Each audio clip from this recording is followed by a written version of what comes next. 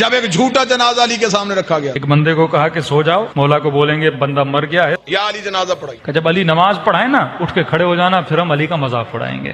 مسلمان شرارتیں نہیں چھوڑتا. تو ایک بندہ لیٹ گیا, جنازہ پڑھانے سے پہلے ہی علی نے کہا کون ہے اس کا جنازہ لے کے؟ یا علی ہمارا دوست تھا بیچارہ, اس کا انتقال ہو گیا ہے. امام نے کہا دیکھو کسی اور سے پڑھا لو, علی سے نہ پڑھاؤ. کہا نہیں یا علی آپ ہی پڑھائیں, نبی کے صحابی ہیں, آپ کا درجہ, آپ کا مقام. کہ دیکھو پھر کہہ رہا ہوں مجھ سے نہ پڑھاؤ, کیونکہ میں جب نیت کروں گا تو نیت یہی کروں گا نماز جنازہ پڑھا رہا ہوں. بہرحال انہوں نے اصرار کیا, مولا علی آ گئے. امام نے نیت کی, نماز جنازہ کی اور نماز پڑھانا شروع کر دی. یہ اس انتظار میں تھے ابھی اٹھے گا, ابھی اٹھے گا. نماز ختم ہو گئی, اٹھائی نہیں. اور ایک جناب آگے بڑھا اور اس کو اٹھانے کی کوشش کی, بھائی اٹھ جاؤ نماز ختم ہو گئی, کہیں تجھے نیند تو نہیں آ گئی. علی مسکرائی, علی نے مصلی چھوڑ کے کہا صرف مرا ہی نہیں ہے, قیامت والے دن ہر کوئی اٹھے گا, یہ پھر بھی نہیں اٹھے گا. مولا یہ کیوں نہیں اٹھے گا؟